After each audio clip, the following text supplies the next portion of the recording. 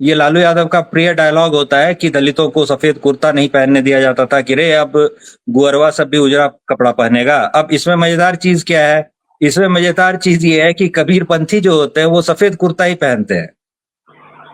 और पुराने जमाने में जो ये सफेद कुर्ता पहनने का होता था प्रचलन, उसके पीछे कारण क्या था?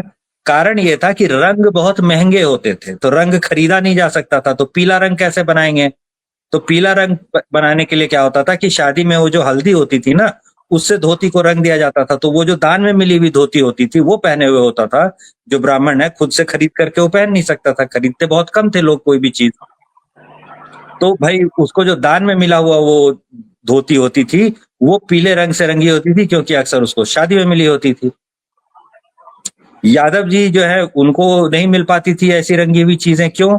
क्योंकि नील वगैरह जो होता था, वो नील सबसे महंगे उत्पादों में से एक था।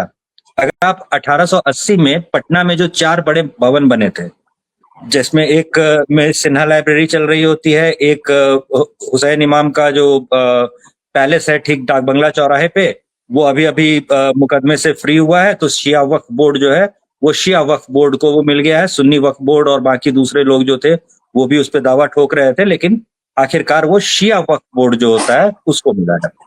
इसके अलावा और 2 मकान होते हैं, एक में एक इंजीनियरिंग कॉलेज चल रहा है। इन चारों मकानों में अगर आप जाकर के देखिएगा तो आपको छतों पर जो नक्काशी है ना, वो दिख जाएगी कि नील से की हुई है, नीले रंग से।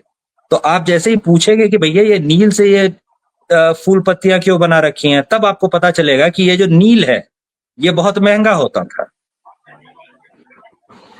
इसीलिए इंडिया से सारा एक्सपोर्ट करके अंग्रेज ले जा रहे होते थे। गरीब आदमी नील खरीद ही नहीं सकता था, तो नील खरीद ही नहीं सकता था तो अपनी धोती को नीला रंग ले, ऐसा कैसे करेगा वो बेचारा?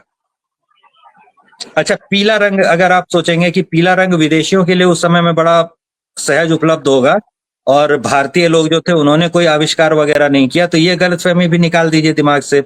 गोथे की जो पेंटिंग्स वगैरह आप देखते हैं, तो गोथे की पेंटिंग्स वगैरह में जो पीला रंग इस्तेमाल होता है, वो पीला रंग कैसे बनता था? वो पीला रंग बहुत मजेदार तरीके से बनता था। मथुरा के आसपास के इलाके में गायों को ढेर सारे आम के पत्ते खिला दिए जाते थे। इससे उनका पेशाब जो होता था वो और गाढ़े पीले रंग का होता था। तो उस गौमूत्र से वो पीला रंग बनता था, जिससे आप गोथे की पेंटिंग्स में पीला रंग देखते हैं। तो रेनेसांस की जो पेंटिंग्स वगैरह देख करके और पीला रंग देख करके वाओ सनराइज और ये सब कर रहे होते हैं, वो असल में गौमूत्र की प्रशंसा कर रहे होते हैं, ये भी पता होना चाहिए।